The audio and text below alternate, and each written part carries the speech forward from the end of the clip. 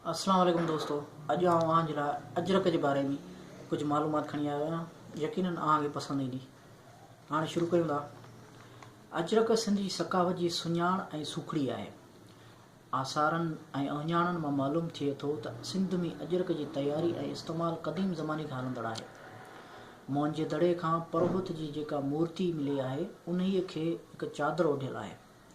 उन जी चादर ओढ़ण जो ढंग ऐं डिज़ाइन बि हाणोकी ककर वारी अजरक सां मिलंदड़ आहे।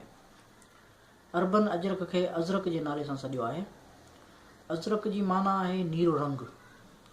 अजरक जे तर में नीरो रंग ज़्यादा इस्तेमालु थींदो आहे। इहो बि चयो वञे थो त ॿिन्ही जहाननि जा सरदार मोहम्मद सल्लल्लाहु अलैहि वसल्लम जेका चादर ओढ़ींदा हुआ उहा अजरक हुई। अजरक जी तयारी ऐं छुराई सिंध जो ख़ासि हुनर आहे। इन जी तयारी में वॾी महिनत ऐं महारत जी ज़रूरत आहे। इन जो अंदाज़ो इन मां लॻाए सघिजे थो त अजरक 14 मुख़्तलिफ़ मरहलनि मां गुज़रे थी।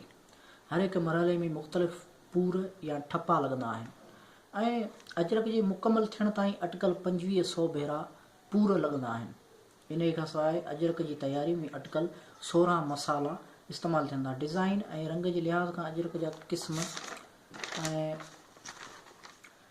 10 क़िस्म आहिनि ऐं उन्हनि जा नाला बि अलॻि अलॻि आहिनि। अजरक घणो करे लाड़ वारनि शहरनि में ठहे थी, जहिड़ो नसरपुर, टंडो मोहम्मद खान, खैबर, सेखाट, मटियारी जो जेको शहर आहे, हाला, भिटशाह, मातली। उत्तर वारे हिसे में सखर में अजरक ठहे थी ऐं हाणे त माना वधी वई आहे। सॼी सिंध में स्टॉल आहिनि अजरक जा ऐं अजरक मिले थी ऐं ठहे थी। घणो करे कराची में अजरक ठहे थी। अॻे टिखुड़ ऐं मांझंद में बि अजरक जा वॾा हिकिड़ा मर्कज़ हूंदा जेके माना कॾो खां बंदि थी विया। वॾा मर्कज़ हूंदा इन्हनि शहरनि में। रंगनि जे लिहाज़ खां अजरक जा घणो करे 4 रंग थींदा आहिनि: अछो, कारो, ॻाढ़ो, नीरो।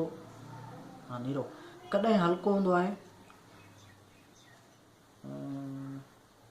अछो, कारो, ॻाढ़ो ऐं नीरो। ॻाढ़ो रंग कॾहिं हल्को हूंदो आहे, कॾहिं ॻोढ़ो त कॾहिं वरी ॻाढ़ो नासी थी वेंदो आहे। अजरक जी ज़मीन जा तर जो रंग ॻाढ़ो या नीरो हूंदो आहे। लीका ऐं चिट कारा हूंदा आहिनि त फुलड़ियूं वरी अछियूं हूंदियूं आहिनि। अजरक लाइ हर हिरख या पापलेटनि जो कपिड़ो इस्तेमालु थींदो आहे। मौजूदा दौर में अजरक मां टापियूं, शर्टूं, स्कर्ट, पिड़ा, ज़नाना चोला ऐं सलवारूं बि ठाहियूं वञनि थियूं। इन खां सवाइ दरनि ऐं दरियुनि जा पर्दा, कुश, कवर, मेज़ पोश बि अजरक मां ठाहिजनि था।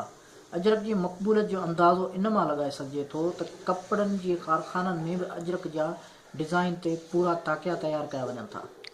उन्हनि में रेशमी ऐं सन्हड़ो कपिड़ो बि अची वञे थो। पर जेका सूंहं असुलु अजरक में आहे उहा नकली अजरक में किथे।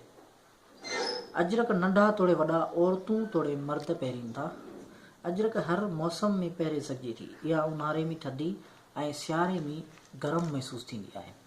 अजरक सिंध जी सकावत जी हिकु अहम अलामत आहे। अजरक जीअं मुख़्तलिफ़ मरहलनि मां गुज़रे थी, बल्कि ईअं ई ज़िंदगी जे मुख़्तलिफ़ मरहलनि में अजरक जो इस्तेमालु थिए थो।